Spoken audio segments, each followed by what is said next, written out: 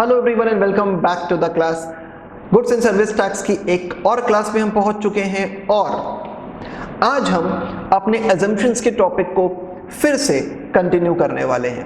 पिछले वीडियो के अंदर हमने अजम्पशंस के 2 पार्ट पढ़े थे। इस वीडियो से हम लोग अजम्पशंस के बाकी कुछ पार्ट्स को भी कवर करेंगे। मुझे पूरी उम्मीद है कि आपको पुराना वीडियो समझ आया होगा और इस वीडियो में भी आपको काफी मजा आने वाला है। आज का जो हमारा पहला टॉपिक होने वाला है वो होगा एजुकेशनल सर्विसेज। एंट्री नंबर 66 में इसको कवर करा गया है। जब भी मैं इस टॉपिक पर आता हूं तो कई बार मुझसे स्टूडेंट्स ये पूछते हैं कि सर आखिर एजुकेशन को जीएसटी में क्यों डाल दिया गया। जब लॉ मेकर्स ने, जब जीएसटी काउंसिल ने भी इस बारे में सोचा होगा तो शायद वो भी काफी हैरान रहे होंगे, वो भी काफी परेशान रहे होंगे कि आखिर एजुकेशन को कवर करा जाए या नहीं करा जाए। एजुकेशन को कुछ हद तक तो अजम्प्ट करा गया है, लेकिन जैसे हमें पता है एजुकेशन एक पूरी इंडस्ट्री बन चुका है। इसमें प्राइवेट इंस्टीट्यूशंस भी आ रहे हैं, इसमें काफी कॉलेजेस भी आ रहे हैं, तो क्या इसको 100% टैक्स फ्री करना सही होगा? अब ये एक डिबेटेबल टॉपिक है कि इसको पूरी तरह टैक्स फ्री करा जाए या इसको पूरी तरह टैक्स फ्री नहीं करा जाए। लेकिन हमारे पास हम लोगों को एंट्री नंबर 66 के अंदर काफी जगह पर एजुकेशन को कुछ एजम्पशन दिए गए जिसके बेसिक जो रिलीफ मिलना चाहिए एजुकेशन पे वो हम लोग को जरूर दिया गया। तो बिना टाइम खराब किए चलिए जरा एक बार एंट्री नंबर 66 का बेयर एक्ट पढ़ लेते हैं। क्या बोला गया बेयर एक्ट में? आपकी स्क्रीन पे आ चुका है। Services provided by an educational institution to its student, faculty और staff। तो पहले तो आपको ये बात समझनी पड़ेगी कि जो भी सर्विस पे अजम्पशन दिया गया है वो किस किस को दिया गया है। हमारे स्टूडेंट्स को, बच्चों को, जो विद्यार्थी हैं हमारे, फैकल्टीज को, जो हमारे टीचर्स हैं, और जो हमारा स्टाफ मेंबर है, जो बाकी का हमारा स्टाफ जुड़ा हुआ है। इन तीनों को अगर आप कोई भी एजुकेशन, कोई भी सर्विस प्रोवाइड करते हो तो उसको पहले तो अजम्प्ट करा गया। लेकिन इसी के पॉइंट ए में बोला गया कोई भी एजुकेशन इंस्टीट्यूशन अगर bye way of conduct of entrance examination, अगर कोई एंट्रेंस एग्जामिनेशन कराते हैं, कुछ इंस्टीट्यूशंस अपने आप पर एंट्रेंस एग्जामिनेशन कराते हैं और उससे और उसी एंट्रेंस एग्जामिनेशन से वो लोग बच्चों को एंट्री देनी है या नहीं देनी है इस क्राइटेरिया को डिसाइड करते हैं। तो बच्चों इसके लिए कई बार एंट्रेंस फीस भी ली जाती है, तो इस एंट्रेंस फीस जो भी ली गई उसको भी एग्जम्प्ट कर दिया गया। इसके अलावा अगर कोई एजुकेशन इंस्टीट्यूशन आता है बाय वे ऑफ, कैसे, ट्रांसपोर्टेशन ऑफ स्टूडेंट, फैकल्टी या staff, transportation of student, faculty, अगर ट्रांसपोर्टेशन सर्विस प्रोवाइड करी जा रही तो वो भी हमारा एग्जम्प्ट करा गया है। इसके अलावा अगर कोई मिड डे मील की सर्विस प्रोवाइड करी जा रही है, कोई कैटरिंग सर्विस प्रोवाइड करी जा रही है, mid day meal central government, state government या फिर यूनियन टेरिटरी से हमारा स्पॉन्सर्ड है, उसके अलावा कोई कैटरिंग सर्विस दी जा रही है, बच्चों को खाना वाना खिलाया जाता है स्कूल्स में, तो उसको भी एग्जम्प्ट करा गया। इसके अलावा अगर कोई सिक्योरिटी सर्विस दी जाती है स्कूल्स के अंदर, कोई क्लीनिंग या हाउसकीपिंग सर्विस दी जा रही है perform by such by an education institution only, वो स्कूल, वो एजुकेशन इंस्टीट्यूशन, वो कॉलेज खुद वो सर्विस दे रहा है तो उसको भी एग्जम्प्ट करा गया। इसके अलावा अगर कोई सर्विस दी जाती है bye way of conduct of examination, देखो एडमिशन से रिलेटेड सर्विस हो, कोई भी एडमिशन से जुड़ी हुई कोई भी सर्विस, या फिर अगर एग्जामिनेशन कंडक्ट करवाया जा रहा है उससे जुड़ी हुई कोई भी सर्विस दी जा रही है, मतलब कि कई बार मॉक टेस्ट कराए जाते हैं कुछ इंस्टीट्यूशंस में, कई बार जो एग्जाम कराया जा रहा है उसका कुछ पैसा लिया जा रहा है तो उसको भी एग्जम्प्ट करा गया। इसके अलावा अगर कोई ऑनलाइन एजुकेशन जर्नल दिया जा रहा है, ऑनलाइन एजुकेशन जर्नल का यहाँ पर मतलब होता है कि पहली बात तो ये आपको ऑनलाइन फॉर्मेट में दिया जा रहा है, फिजिकल फॉर्मेट में नहीं दिया जा रहा है। एजुकेशन जर्नल या पीरियोडिकल के अंदर आपको लेटेस्ट जो भी चेंजेस आ रहे हैं, जो भी हमारे इंस्टीट्यूशन से जुड़ी हुई बातें हैं, जो मार्केट के चेंजेस हैं, वो हम लोग हमेशा इंटीमेट करते हैं अपने स्टूडेंट्स को, तो उसको भी जो है वो यहाँ पर एग्जम्प्ट कर दिया गया। तो क्या क्या एग्जम्प्ट करा गया? कोई भी सर्विस स्टूडेंट, फैकल्टी या स्टाफ को दी जाए, पहली बात तो कोई भी एंट्रेंस एग्जामिनेशन की सर्विस हो, कोई भी इसके अलावा ट्रांसपोर्टेशन सर्विस हो, कैटरिंग सर्विस हो, सिक्योरिटी या हाउसकीपिंग सर्विस हो, कोई भी एग्जामिनेशन सर्विस हो, या फिर ऑनलाइन एजुकेशन की सर्विस हो। तो बच्चों बात क्या है, ये तो पहले हम लोग को एग्जम्पशन की लिस्ट दी गई। इसके बाद हमें और क्या बोला गया? और बोला गया however nothing contained in this section, कुछ भी इस सेक्शन में जो कंटेन्ड है वो किस किस पे लागू नहीं होता है। अब देखो कौन कौन से पॉइंट कवर करेंगे। एक तो आता है आपका ये पॉइंट नंबर 1। अब बच्चों पॉइंट नंबर 1 हमारा कौन सा था? पॉइंट नंबर 1 जो है हमारा वो आता है ट्रांसपोर्टेशन ऑफ स्टूडेंट्स का, पॉइंट नंबर 2 आता है आपका कैटरिंग का, और पॉइंट नंबर 3 आता है सिक्योरिटी, क्लीनिंग या हाउसकीपिंग का। तो जो 3 पॉइंट हमारे सामने आते हैं, इन 3 पॉइंट के अंदर ये बात बोलेगी कि ये वाली जो सर्विसेज हैं ये क्लियरली सिर्फ उन्हीं स्कूल्स के लिए असेम्प्ट करी गई जो कि प्री स्कूल से लेकर हायर सेकेंडरी स्कूल, मतलब हायर सेकेंडरी एजुकेशन जो हमारा होता है 10 क्लास 10 तक का जो एजुकेशन होता है उन तक की खाली असेम्प्ट करा गया है, या अगर आपको इक्वलेंट प्रोवाइड करो 10th के बराबर अगर आप कुछ प्रोवाइड कर रहे हो। तो ये तो पहले बोल दिया कि खाली इन 3 के लिए ही एजेम्प्ट करा गया है, बाकियों के लिए एजेम्प्ट नहीं करा गया है। फर्दर इसके अलावा पॉइंट नंबर जो 5 आपका है ऑनलाइन एजुकेशन जर्नल, ये भी खाली प्री स्कूल और एजुकेशन इंस्टीट्यूशन, मतलब बाकी स्कूल नहीं आएंगे, प्री स्कूल से लेकर जो हायर सेकेंडरी तक आ जा रहे हैं बस उन्हीं तक के लिए एजेम्प्ट है। और अगर कोई अप्रूव वोकेशनल एजुकेशन कोर्स आप प्रोवाइड करते हो, अप्रूव होना चाहिए, अप्रूवल कैसे मिलती है मैं आगे बात करने वाले हैं, तो इनके लिए भी जो ये ऑनलाइन एजुकेशन जर्नल है खाली उनके लिए एजेम्प्ट है, बाकी सबके लिए टक से बने। तो ये तो नीचे हम लोग को बता दिया गया कि ट्रांसपोर्टेशन की फैसिलिटी हो, कैटरिंग की फैसिलिटी हो या सिक्योरिटी हाउसकीपिंग की हो, खाली स्कूल्स के लिए एजेम्प्ट है जो कि प्री स्कूल से लेकर हायर सेकेंडरी तक की प्रोवाइड करते हो।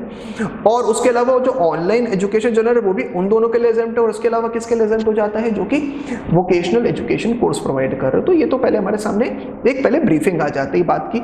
अब जरा आगे बात करते हैं हम लोग, आगे क्या बोला गया कि एजुकेशन का मतलब क्या, education is a process of training and developing knowledge, skill and character of student of normal schooling. ठीक, तो क्या बोला गया, अगर एजुकेशन की एक डेफिनेशन हमारे सामने है, ट्रेनिंग, डेवलपिंग नॉलेज और स्किल और कैरेक्टर बच्चों का अगर हम नॉर्मल स्कूलिंग से तैयार कर देते हैं। फिर हमें बोला गया exemption has been granted under 2 broad category. 2 broad category क्या है, एक तो आता है आउटपुट और एक आता है इनपुट। ये 2 ब्रॉड कैटेगरी में हम लोग को जो है हमारी प्रोवाइड करी गई है, हमारे जो भी सर्विसेज जो भी एजम्पशन है वो इन 2 ब्रॉड कैटेगरी में ही हम लोग को प्रोवाइड करी गई। तो चलो आगे बात करते हैं। आउटपुट सर्विसेज के बारे में बात कर रहा हूं, जैसे मैंने भी आपको बोला कि आउटपुट सर्विस में हम लोग को एजम्पशन दिया गया, तो कोई भी एजुकेशन इंस्टीट्यूशन प्रोवाइड करता है सर्विसेज टू स्टाफ, स्टूडेंट और फैकल्टी एजेंट है, मैंने भी आपको बताया। Also charging of entrance fees bye way of conduct of entrance exam, ये इसको भी एजेंट करा गया है। यहाँ पर एजुकेशन इंस्टीट्यूशन का मतलब होता है कोई इंस्टीट्यूशन जो प्रोवाइड करता हो pre school education and education up to higher secondary school education, जो कि किसी पार्ट ऑफ करिकुलम में प्रोवाइड करा जा रहा हो, किसी रिकॉग्नाइज लॉ के अंदर कोई करिकुलम ऑलरेडी पता है, उस अकॉर्डिंग अगर आपको एजुकेशन प्रोवाइड कर रहे हो, जैसे कि ICSI देता है, ICI देता है, तो रिकॉग्नाइज बाय लॉ है ये करिकुलम, तो उसी को ही खाली यहाँ पर दिया गया एग्जामिनेशन। इसके अलावा अगर कोई अप्रूव्ड वोकेशनल कोर्स हो, वोकेशनल कोर्स को मतलब समझते होंगे जैसे हम लोग को टाइपिंग, इलेक्ट्रीशियन का काम, प्लम्बिंग, ये सब सिखाया जाता है, तो यहाँ इसके लिए अलग डिपार्टमेंट है गवर्नमेंट की और गवर्नमेंट रिकॉग्नाइज, वहाँ पर कुछ दिया जा रहा है तो वो भी हमारा एजेंट करा गया है। आगे बात करते हैं, तो एजुकेशन अब एक फिर से हमारे पास एक नक्शा आ जाता है बात का, education by way of curriculum जो कि प्रोवाइड करे जा रही है। जैसे कि अगर कोई डिग्री कोर्सेज हैं, कोई कॉलेज इंस्टीट्यूशन है, कोई यूनिवर्सिटी है, ठीक है, कोई भी जैसे हमारे पास डिग्री कोर्स आते हैं, कोई यूनिवर्सिटी है, कोई इंस्टीट्यूशन है, और इनके जो कोर्सेज हैं बच्चों ये रिकॉग्नाइज बाय लॉ हैं, तो इसको एजेंट कर दिया गया। इसके अलावा अगर कोई ट्रेनिंग देते हैं कोई प्राइवेट कोचिंग इंस्टीट्यूशंस, इसको कई बार भी रिकॉग्नाइज क्वालिफिकेशन नहीं माना जाता, तो इसलिए इसको एजेंट नहीं किया गया है। अब यहीं पर अगर एजुकेशन तो दी जा रही है, रिकॉग्नाइज बाय लॉ है, लेकिन कौन सा लॉ है, फॉरेन कंट्री का कोई लॉ है, हमारे देश का नहीं है, कोई फॉरेन कंट्री के लॉ के अंदर अगर आपको कोई एजुकेशन दी जा रही है, तो इसको भी क्या बोला गया है, इसको भी हम लोगों ने एजेंट नहीं किया। तो कहने का मतलब क्या है कि जब रिकॉग्निशन बाय लॉ के बारे में बात करी जाती है तो वो इंडियन लॉ होना चाहिए, वो कोई कॉलेज, यूनिवर्सिटी, इंस्टीट्यूशन दे दे वो चलेगा, पर वो इंडियन लॉ होना चाहिए। अगर वो फॉरेन लॉ के अंदर दिया जा रहा है तो उसको अलाउ नहीं करा गया है। प्राइवेट कोचिंग इंस्टीट्यूशन को भी इस पूरे कंडीशन से बाहर रखा गया। तो ये तो बात रही हमारी कि कैसे कोई भी एजुकेशन इंस्टीट्यूशन प्रोवाइड करता है हम लोग को हमारी सर्विसेज। तो क्या क्या एजेंट है, क्या क्या एजेंट नहीं, हमने अभी इसकी लिस्ट पढ़ी।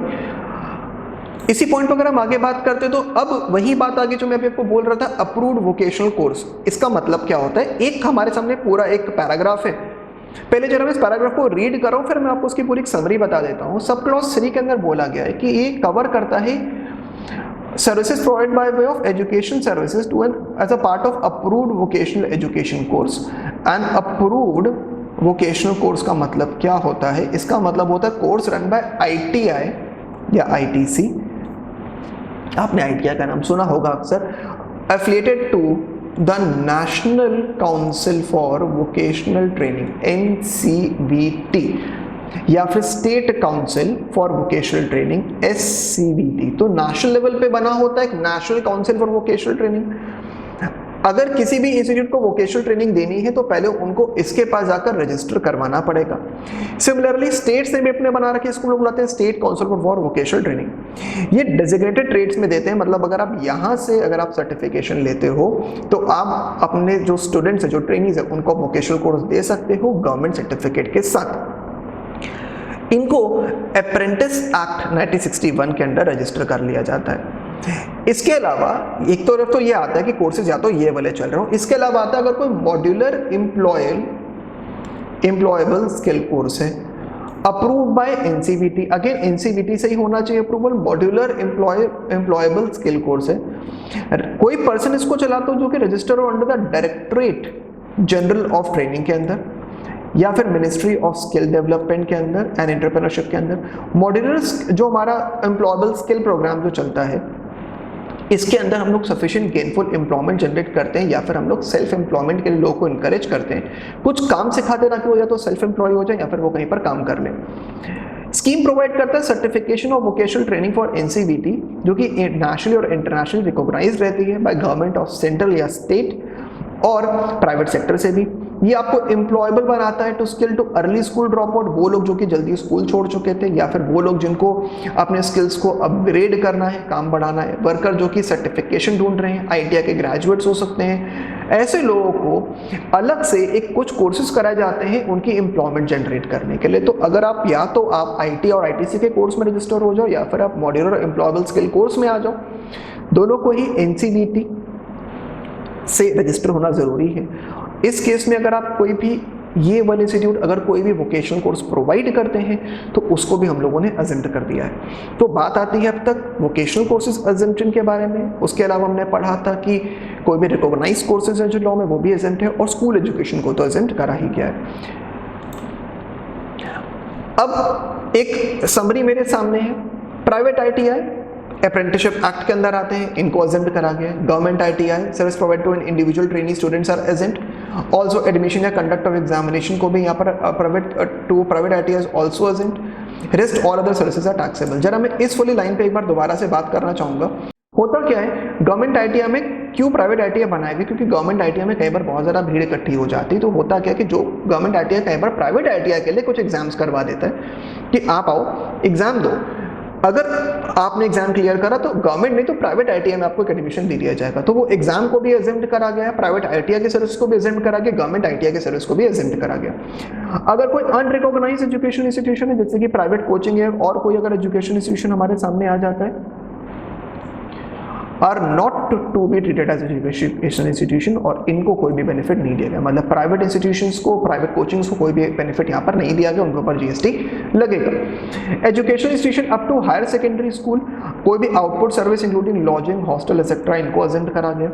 Service of residence of food provided by boarding hostels along with exemption to be treated as composite supply. अब देखो होता क्या, जैसे कई बार बोर्डिंग स्कूल्स होते हैं जहाँ पर बच्चे रहते भी हैं और पढ़ते भी हैं और खाते भी हैं, तो यहाँ पर इसे कॉम्पोजिट सप्लाई माना गया है। इसका मतलब है प्राइमरी जो हमारा पर्पस है वो एजुकेशन का है।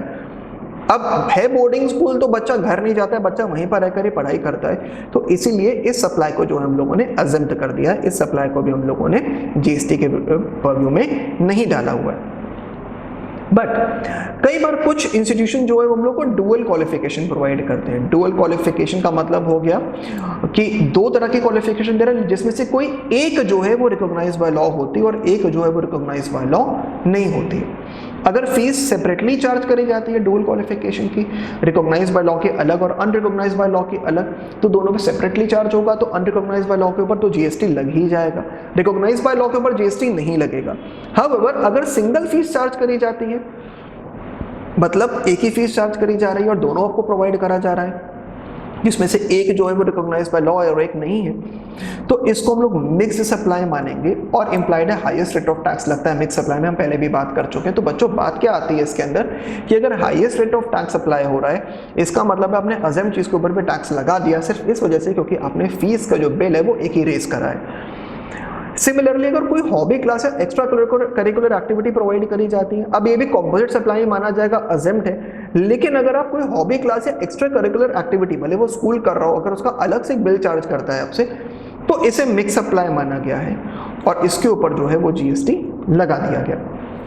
तो ये बात रही हमारे सामने सबसे पहले प्राइवेट आईटीआई अजेम्प्ट रखे गए हैं, गवर्नमेंट आईटीआई अजेम्प्ट रखे गए हैं। गवर्नमेंट आईटीआई प्राइवेट आईटीआई के लिए कोई एग्जाम कराएगा उसको भी अजेम्प्ट रखा गया है। एजुकेशन इंस्टीट्यूशंस की आउटपुट सर्विसेज हॉस्टल वगैरह की भी एजेम्प्ट रखी गई हैं। अगर वो रेसिडेंस ऑफ फूड प्रोवाइड करते हैं, कॉम्पोजिट माना गया, उसको भी एजेम्प्ट रखा गया है। उसके अलावा डुअल क्वालिफिकेशन, एक रिकॉग्नाइज बाय लॉ है, एक रिकॉग्नाइज बाय लॉ नहीं है, उसको भी एजेम्प्ट रखा गया। अगर आप कॉमन बिल जनरेट करते हो, सेपरेट बिल चार्ज करोगे तो वो टैक्सेबल हो जाएगा। हॉबी क्लासेस और extra curricular activity common bill charge करते हो एजुकेशन के साथ का, एजेम्प्ट है।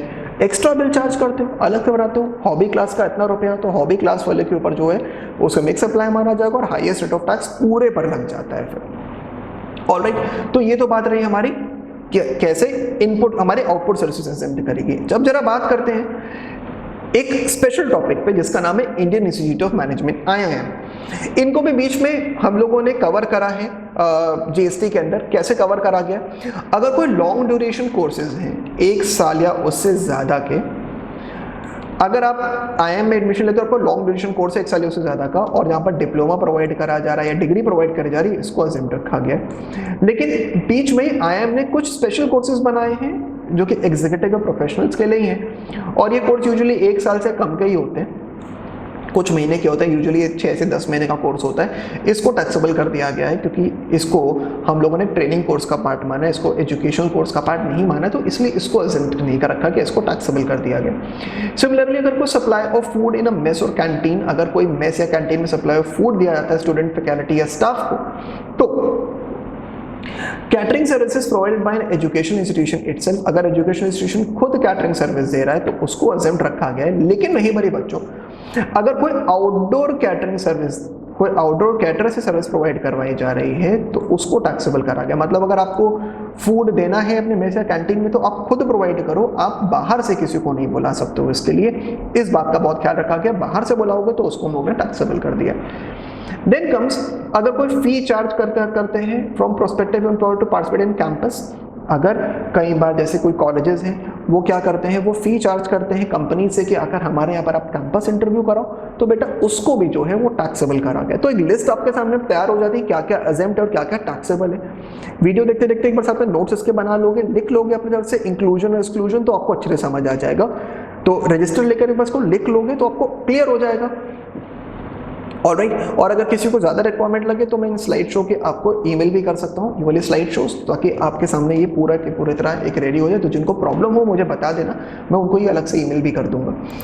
अब हम बात करते हैं इनपुट सर्विस के बारे में। देखो इनपुट सर्विस में कोई बहुत लंबी बात नहीं है। इनपुट सर्विस का एक छोटा सा जिस्ट ये कि जो चीज़ आउटपुट में एजेम्प्ट है उसको इनपुट में भी एजेम्प्ट कर दिया गया। इनपुट सर्विस का जरा मतलब समझना, मैं अगर कोई भी सर्विस प्रोवाइड करता हूँ किसी एजुकेशन इंस्टीट्यूशन को, और आगे वो जो सर्विस है एजुकेशन इंस्टीट्यूशन जब उसको आगे प्रोवाइड करता है तो उसके लिए वो चीज़ एजेम्प्ट है, तो मतलब वो इनपुट का क्रेडिट नहीं ले सकता, सिंपल सी बात है। तो क्या उनके ऊपर ये एक्स्ट्रा बर्डन डालना ठीक है? क्या उनके ऊपर ये एक्स्ट्रा बर्डन डालकर इनपुट सर्विस का बर्डन डालना उनके ऊपर क्या ठीक रहेगा?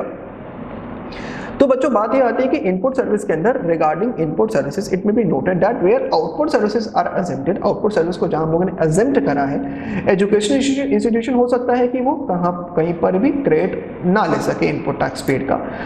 तो ऑक्सिलरी एजुकेशन सर्विस मतलब कि वो सर्विस जो कि एजुकेशन इंस्टीट्यूशन ऑर्डिनरली प्रोवाइड करता है but may obtain as outsource service from any other specified person. कहा यह गया है कि कई बार कोई सर्विस वो खुद भी प्रोवाइड कर सकता है लेकिन वो बाहर से प्रोवाइड करवाता है, तो उस केस में क्या करा गया, जैसे कि आइटम बी था हमारा एंट्री नंबर 66 का, इसको हम लोगों ने सब item 1 to 5 of entry number B जो हमारा चल रहा था, इसके अंदर 5 पॉइंट हम लोगों ने पढ़े थे कैटरिंग वाला, और हम लोगों ने उसके अंदर पढ़ा था जो सिक्योरिटी या हाउस कीपिंग सर्विस दी जाती है, ट्रांसपोर्टेशन। अब उसके अंदर बोला जाता है कि या तो इंस्टीट्यूट खुद प्रोवाइड कर दे या फिर वो बाहर से प्रोवाइड करे। तो कहा यह गया कि अगर जो भी ऑक्सिलरी सर्विसेज है अगर वो बाहर से प्रोवाइड करवा रहा है, मान लो सिक्योरिटी सर्विस है या फिर ट्रांसपोर्टेशन सर्विस है, तो सामने पर तो उसके ऊपर जीएसटी लगा रहा होगा, पर ये आगे इनपुट तो ले नहीं सकते उसका। अब however the exemption comes with a rider, बोला ये क्या कि उनके लिए जो ये जो सर्विसेज हैं उस पे इनपुट को भी हम उन्हें एग्जेम्प्ट कर दिया, सामने वालों को उसको टैक्स नहीं देना, लेकिन इसमें प्रॉब्लम भी है। ऑक्सिलरी सर्विस जैसे कि ट्रांसपोर्टेशन जो मैं अभी आपको बोल रहा हूँ, या केटरिंग सर्विस मैं आपको बोल रहा हूँ, या फिर सिक्योरिटी या क्लीनिंग सर्विसेज जो मैंने अभी आपको बोली, ये सर्विसेज प्रोवाइड करता है एजुकेशन इंस्टीट्यूशन, जैसे कि हमने बात करी प्री स्कूल से हायर सेकेंडरी स्कूल तक। अगर ये एजुकेशन इंस्टीट्यूशन खुद प्रोवाइड कर रहा है तो ये services, if such auxiliary service educational services are provided to education institution providing degree of higher education और institution providing approved vocational courses, the same would not be exempt. तो अगर मैं मोटी मोटी बात करूं तो मैं क्या बोलूंगा कि अगर ये सर्विस एजुकेशन इंस्टीट्यूशन खुद प्रोवाइड करता है तो उसको क्लियरली एग्जेम्प्ट कर दिया गया, लेकिन अगर ये खुद ना प्रोवाइड कर रहा, किसी और से प्रोवाइड कर रहा तो उसको टैक्सेबल करा गया है। मुझे पता है थोड़ा सा कंफ्यूजन यहाँ आपको हो जाएगा कि सर आप बहुत मिक्सअप हो जा रहा है हमारे लिए बात, तो चलो जरा इसको एक बार थोड़ा सा सिंप्लीफाई कर लेते हैं हम लोग इस बात को। सिमिलरली अगर कोई service of online education journal provide करा जा रहा है वो तभी एग्जेम्प्ट होगा अगर वो खुद प्रोवाइड करे, करिकुलम के अंडर प्रोवाइड करे। इसके ऊपर एक टेबल बना हुआ है बच्चों, जरा टेबल पे बात करते हैं। एजुकेशन इंस्टीट्यूशन जो कि प्रोवाइड करता है प्री स्कूल से लेकर हायर सेकेंडरी स्कूल तक, पहला पार्ट। एजुकेशन इंस्टीट्यूशन जो प्रोवाइड कर रहा है education service is part of curriculum, या फिर एजुकेशन इंस्टीट्यूशन प्रोवाइड कर रहा है education is a part of vocational course. तो अगर कोई रिकॉग्नाइज क्वालिफिकेशन, कोई वोकेशनल कोर्स, या फिर अगर वो प्रोवाइड कर रहा है प्री स्कूल से हायर सेकेंडरी, तो 3 कैटेगरी आती हैं। जो पहली कैटेगरी हमारे पास आती है वो आती है ये वाली कैटेगरी, ये हमारी कौन सी आती है प्री स्कूल से हायर सेकेंडरी, ये हमारे सामने आती है रिकॉग्नाइज क्वालिफिकेशन, और ये हमारे सामने आती है वोकेशनल कोर्स। आपको पता है यही 3 मेन एग्जेम्प्ट भी करी गई हैं। कौन कौन सी इनपुट सर्विस इनके लिए एग्जेम्प्ट हैं? ट्रांसपोर्टेशन अगर प्रोवाइड करी जा रही है इंप्लाइड है, वहां पर भी एग्जेम्प्ट है, यहाँ पर भी एग्जेम्प्ट है। केटरिंग अब ध्यान रखना है एग्जेम्प्ट रखी गई है, अगर वो लोग खुद प्रोवाइड करते तो केटरिंग का जो भी सामान आएगा वो एग्जेम्प्ट रखा गया है। अगर वो केटरिंग किसी और से प्रोवाइड कराते हैं तो वैसे भी वो एग्जेम्प्ट नहीं है। सिक्योरिटी, क्लीनिंग, हाउसकीपिंग इंप्लाइड है, मैंने आपको पीछे भी बताया है कि ये एग्जेम्प्ट है। एडमिशन सर्विसेज, एग्जामिनेशन सर्विस, ये भी एग्जेम्प्ट है। तो इनसे जुड़ी हुई जितनी भी इनपुट होंगी वो भी एग्जेम्प्ट हो जाएंगे। अगर आउटपुट एग्जेम्प्ट है तो इनपुट भी एग्जेम्प्ट है, सिंपल रूल मान के चलना, आउटपुट एग्जेम्प्ट है तो इनपुट भी एग्जेम्प्ट है। रिकॉग्नाइज बाय लॉ के लिए बोला गया एडमिशन और ऑनलाइन एजुकेशन जर्नल एग्जेम्प्ट रखा गया, उसमें भी एडमिशन सर्विस जो है हमारी वोकेशनल कोर्स में वो भी एग्जेम्प्ट है। तो बेटा फिर से मैं बोलूंगा इनपुट एग्जेम्प्ट, आउटपुट एग्जेम्प्ट है तो इनपुट भी एग्जेम्प्ट हो जाएगा, सिंपल सी बात है। Exempt output service provide by education institution to student और स्टाफ, और एंट्रेंस एग्जामिनेशन भी अगर करा रहे हो तो वो आपका एग्जेम्प्ट आउटपुट सर्विसेज भी रखा गया है। तो सिंपल फिर वही बोलूंगा, आउटपुट एग्जेम्प्ट है तो फिर इनपुट भी एग्जेम्प्ट रखा गया है। तो अब अगली जो सर्विस हमारे सामने आती है वो आती है हेल्थ केयर सर्विस। चलो जरा बात शुरू करते हैं हमारी हेल्थ केयर सर्विस के बारे में। एंट्री नंबर 46 सबसे पहले आज का आता है वेटरनरी क्लिनिक, मतलब जो हेल्थ केयर ऑफ एनिमल या बर्ड है उसको एग्जेम्प्ट करा गया। कोर बर्ड ब्लड बैंक की सर्विस है, अगर कोई स्टेम सेल्स आपके प्रिजर्व करा जाते हैं। आजकल एक नया एक सर्विस चल रही है, इसके अंदर जब कोई लेडी की डिलीवरी हो रही होती है तो उसका स्टेम सेल, जिस एक स्टेम सेल से बच्चा और माँ जुड़े होते हैं, उस सेल को हम लोग अब क्या कुछ ब्लड बैंक क्या कर रहे हैं, इसको प्रिजर्व करा दे रहे हैं। काफ़ी महंगा है ये, कई लाख रुपए का इसमें खर्चा आता है, पर उसमें कहा यह जाता है कि अगर कल को बच्चे को कोई भी बीमारी होती है तो उस स्टेम सेल से लाइफ टाइम उसकी बीमारी को ठीक करा जा रहा है, क्लेम यही करा जा रहा है इसके अंदर। तो गवर्नमेंट ने उसको एग्जेम्प्ट कर दिया गया है। इंडिया में भी इतना पॉपुलर नहीं हुआ है, कुछ मेट्रो सिटीज़ में हालांकि काफ़ी पॉपुलर, बहुत स्पीड में हो रहा है। या फिर अगर कोई कोर ब्लड बैंक सर्विस, कोई भी प्रिजर्वेशन रिलेटेड सर्विस देता है उसको एग्जेम्प्ट रखा गया, मतलब ब्लड वगैरह को प्रिजर्व करना, आरबीसीज को या डब्ल्यूबीसी को प्रिजर्व करना, इसको भी एग्जेम्प्ट रखा गया। Health care service, clinical establishment या कोई ऑथराइज मेडिकल प्रैक्टिशनर देता है, एम्बुलेंस सर्विस, इन सबको भी एग्जेम्प्ट रखा गया। मतलब हेल्थ केयर को काफ़ी ज़्यादा रियायतें दी गई हैं इसके अंदर। तो इंक्लूजन्स और एक्सक्लूजन्स के बारे में हम बात कर लेते हैं। इंक्लूजन्स में क्या क्या रखा गया है, क्या क्या एग्जेम्प्ट है। ट्रीटमेंट, डायग्नोसिस या केयर फॉर इलनेस और इंजरी ऑफ डिफॉर्मिटी या प्रेगनेंसी, आपको नाम पढ़ के समझ आ जाता होगा। कोई डिफॉर्मिटी या प्रेगनेंसी तो उसमें कोई ट्रीटमेंट, डायग्नोसिस, उसका ट्रीटमेंट करना, डायग्नोसिस करना या केयर करना, इलनेस का पूरा एग्जेम्प्ट है। एम्बुलेंस सर्विस को एग्जेम्प्ट रखा गया है। इसमें सारे मेडिसिन सिस्टम को लाया गया, सिर्फ इंग्लिश नहीं, allopathy, yoga, naturopathy, Ayurveda, homeopathy, सिद्धा, यूनानी, और कोई भी अगर सेंट्रल गवर्नमेंट किसी भी मेडिकल सिस्टम को अगर रिकॉग्निशन देता है तो उसको एग्जेम्प्ट करा गया है। जो भी रेंट ऑफ रूम चार्ज होगा पेशेंट्स को, उसको भी जीएसटी से बाहर रखा गया। कोई भी कंसल्टेंसी चार्जेस पे होते हैं किसी सीनियर डॉक्टर को, कंसल्टेंट को, टेक्नीशियन को, उसको भी एग्जेम्प्ट रखा गया है। एंटायर अमाउंट जो कि चार्ज करा जा रहा है पेशेंट से इंक्लूडिंग रिटेंशन मनी, अगर कोई सिक्योरिटी रखवाया जाता है, फी पे टू डॉक्टर, सब कुछ एग्जेम्प्ट रखा गया, और जो भी खाना पेशेंट को दिया जाएगा उसको भी एग्जेम्प्ट रखा गया। तो ये तो एग्जेम्पशंस की लिस्ट आ जाती है। एक्सक्लूजन्स में आता है अगर आप हेयर ट्रांसप्लांट कराते हो, कहते हैं ना गंजों के सिर पे बाल उगवा देना, जो आर्टिफिशियल जो हेयर लगा दिए जाते हैं, उगवाए जाते हैं, तो बेटा इसको ब्यूटी ट्रीटमेंट माना गया, इसलिए इसको बाहर रखा गया। कॉस्मेटिक और plastic surgery again beauty treatment है। अगर आप पेशेंट को फूड देते हो तो उसको एग्जेम्प्ट रखा गया, अगर आप आउटसाइडर को देते हो तो उसको एग्जेम्प्ट नहीं रखा गया।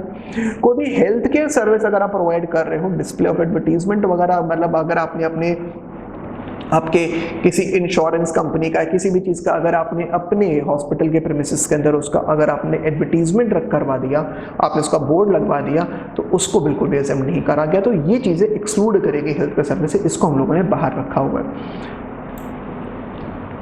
इसके बाद आता है सर्विसेज प्रोवाइडेड बाय गवर्नमेंट। ये हमारी आज की आखिरी एग्जम्पशन की सर्विस होगी। मैं नहीं चाहता बहुत ज़्यादा ओवरबर्डन आपको डाल दूं। सर्विस प्रोवाइड बाय गवर्नमेंट, सरकार जो सर्विस देती हो। अब हालांकि ये बातें पुरानी वीडियोस में भी काफी तक कर चुके, तो आपको ज्यादा कुछ नया देखने को नहीं मिलेगा, तो उसके लिए परेशान ना हो, काफी बातें हमने ऑलरेडी कर रखी है इसके अंदर। एंट्री नंबर 4 म्युनिसिपैलिटी सर्विस और एंट्री नंबर 5 पंचायत सर्विस। दो बातों को यहाँ डाला गया बच्चों। अगर कोई म्युनिसिपैलिटी सर्विस प्रोवाइड करती है एंट्री नंबर 4 से गवर्नमेंट, उसको एग्जेम्प्ट रखा गया, पंचायत सर्विस को भी एग्जेम्प्ट रखा गया। इन दोनों को क्लियरली जीएसटी के लिमिट से बाहर रखा गया। एंट्री नंबर 6 के अंदर डाला गया है service provide by central government, state government, union territory और लोकल अथॉरिटी एक्सक्लूडिंग। देखो, अगर कोई central government, state government, union territory और लोकल अथॉरिटी कोई भी सर्विस प्रोवाइड करती है उसको एग्जेम्प्ट रखा गया। लेकिन क्या लिखा हुआ है? एक्सक्लूडिंग। जो सर्विस की लिस्ट आपके सामने है इसको जीएसटी के एम्बिट में डाला गया।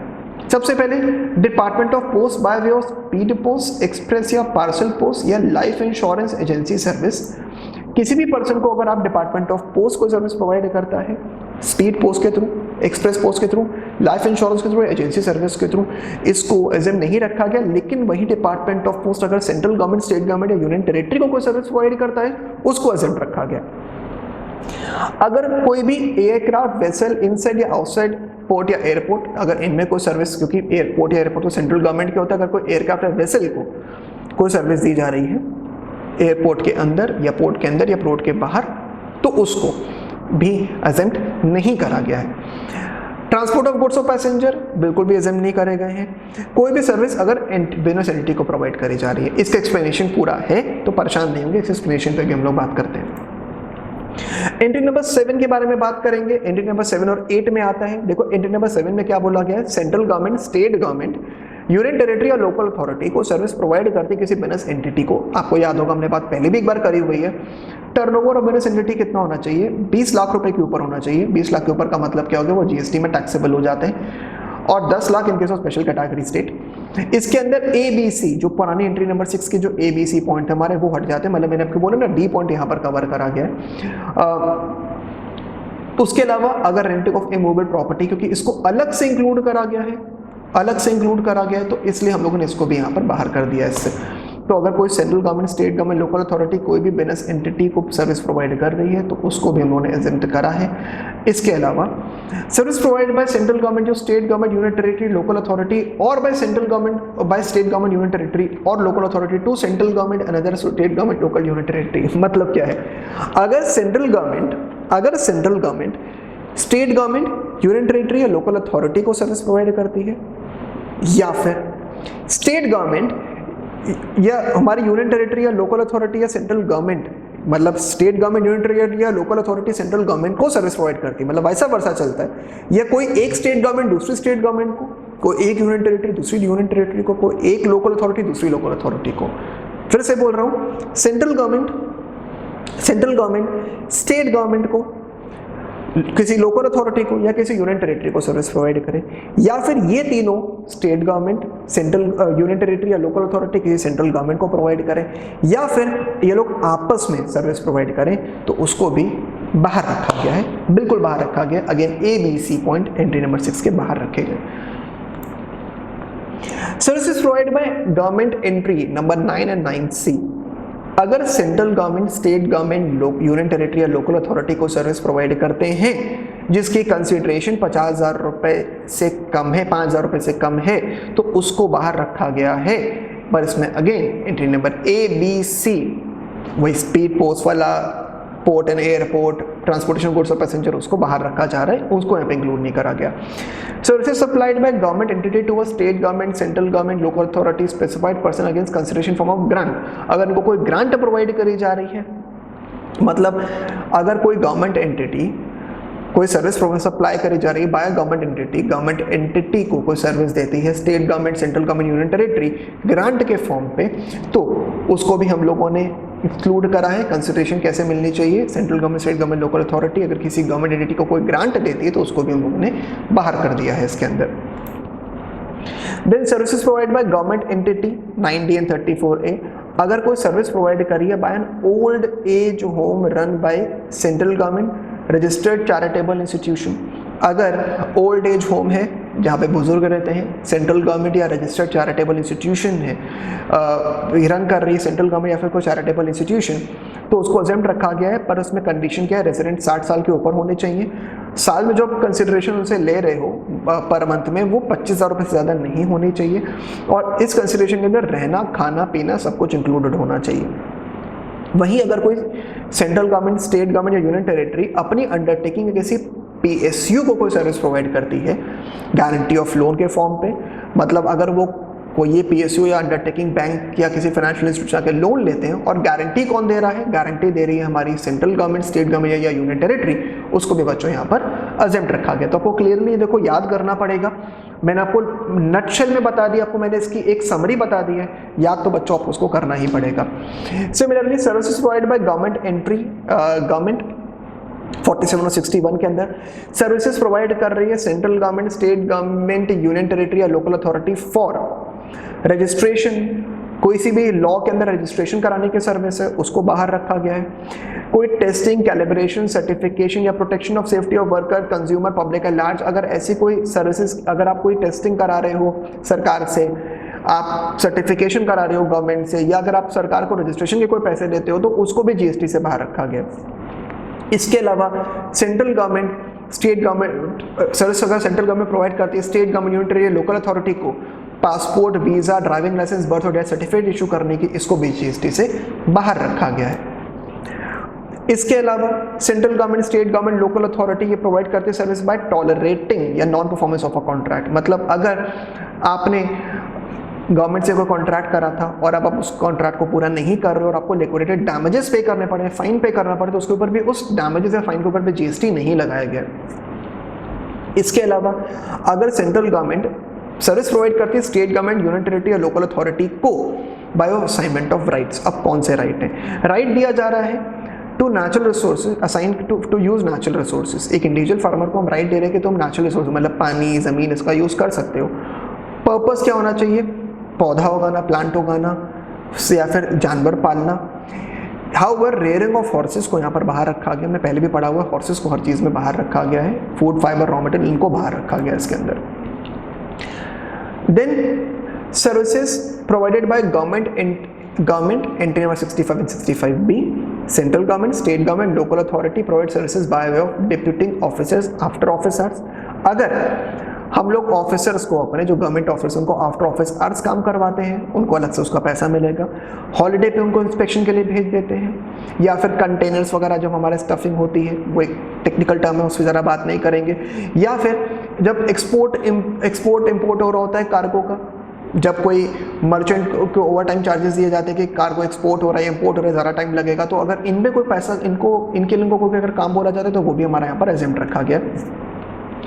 इसके अलावा अगर सर्विस प्रोवाइड कर रही है by central government to excess royalty collection contractor by of assigning the right to collect royalty in behalf of central by in behalf of state government on mineral dispatch. देखो होता क्या, एक होता है ERCC, ठीक है, इनके लिए कहा क्या जाता है, अगर कोई स्टेट गवर्नमेंट, ध्यान से बात समझेंगे, स्टेट गवर्नमेंट ने क्या करा है, स्टेट गवर्नमेंट ने excess royalty collection contractor ERCC को एक सर्विस प्रोवाइड करी है, उनको एक राइट दिया है कि आप जाकर हमारे बिहाफ पे रॉयल्टी कलेक्ट करके लो।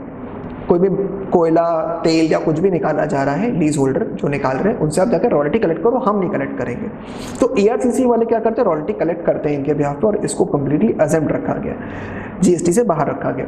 लेकिन होता क्या, कई बार एंड ऑफ कॉन्ट्रैक्ट पीरियड में जब कॉन्ट्रैक्ट पूरा खत्म हो जाए तो ईआरसीसी सर्टिफाई करेगा और स्टेट गवर्नमेंट को सबमिट करेगा कि जो अमाउंट ऑफ जो जीएसटी डिपॉजिट करा गया, बहुत ध्यान से समझना इस बात को, जो डिपॉजिट करा है by mining lease holder on royalty वो ज़्यादा है than the GST exempted on service provided. मतलब जितना पैसा आया उससे कम पैसा, उससे कम जो जितना भी जीएसटी डिपॉजिट करा है लीज होल्डर ने हमको वो ज़्यादा है, और जो हमारा जीएसटी आपने एग्जेम्प्ट कर दिया वो कम है, तब तो ठीक है।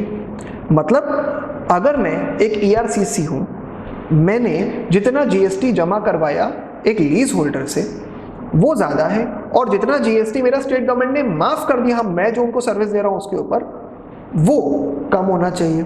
मतलब deposit amount should be greater than the exempted amount. लेकिन अगर ये उल्टा है, मतलब जो आया वो कम है और जो एग्जेम्प्ट हो गया वो ज़्यादा है, तो जो बैलेंस अमाउंट होगा वो हमें फिर जमा करवाना पड़ता है। बैलेंस अमाउंट जो है वो ईआरसीसी को जाकर, मतलब मुझे जाकर जमा कराना पड़ेगा हमारे स्टेट गवर्नमेंट को। तो इसके बाद services provide by government, entry by government, service provide bye rehabilitation professionals. अगर कोई प्रोफेशनल जो है वो रिहैबिलिटेशन काउंसिल में आने चाहिए, क्या प्रोवाइड कर रहे हैं, रिहैबिलिटेशन थेरेपी या काउंसलिंग सर्विस प्रोवाइड कर रहे हैं। सर्विसेज वैसे provide by at medical establishment, अगर कोई रिहैबिलिटेशन सेंटर बना हुआ है वहाँ पर कोई सर्विस प्रोवाइड करी जा रही है, प्रोफेशनल प्रोवाइड कर रहे हैं, और वो जो सर्विस है वो इस्टेब्लिश होनी चाहिए, रिहैबिलिटेशन जो सेंटर है वो इस्टेब्लिश होना चाहिए सेंट्रल गवर्नमेंट, स्टेट गवर्नमेंट या फिर हमारा यूनियन टेरेटरी के थ्रू। तो बच्चों बात यहीं पर ही आकर हमारी ख़त्म हो जाती है। ये हमारी 3 मेन सर्विसेज थी। एजुकेशन सर्विस बहुत इंपॉर्टेंट है, हेल्थ केयर बहुत इंपॉर्टेंट है। जो गवर्नमेंट की उसका एक बार ओवरव्यू ले लो, कुछ मेन चीज़ें आपको ज़रूर याद रखनी पड़ेंगी। मैंने आपको कहा था मैं इनमें आपको बता दूंगा मेन आपको क्या बातें याद रखनी है, समझना पूरा है। तो गवर्नमेंट सर्विस में ज़रा घबराना मत, मुझे पता है बहुत बड़ी है, एक बार आप आराम से सुन लो, समझ लो, जितना आपको भी इंपॉर्टेंट लग रहा है आप नोट कर लो, बाकी जो मेन होगा वो हम लोग ज़रूर बात करेंगे। तो ये हमारी कुछ मेन बातें थी। आई होप आपको वीडियो समझ आया होगा, आपको टॉपिक सारा समझ आया होगा। इसके नोट ज़रूर बनाएंगे, मैं आपको एडवाइस दूंगा, आप इसके नोट ज़रूर बनाओ, ये छोटे छोटे पॉइंट ही आपके आगे काम आने वाले हैं। तो ये हमारी आज की वीडियो थी, मिलते हैं हम लोग हमारे अगली वीडियो में हमारी बाकी की बची हुई एग्जामिनेशन सर्विसेज के साथ। Thank you for today.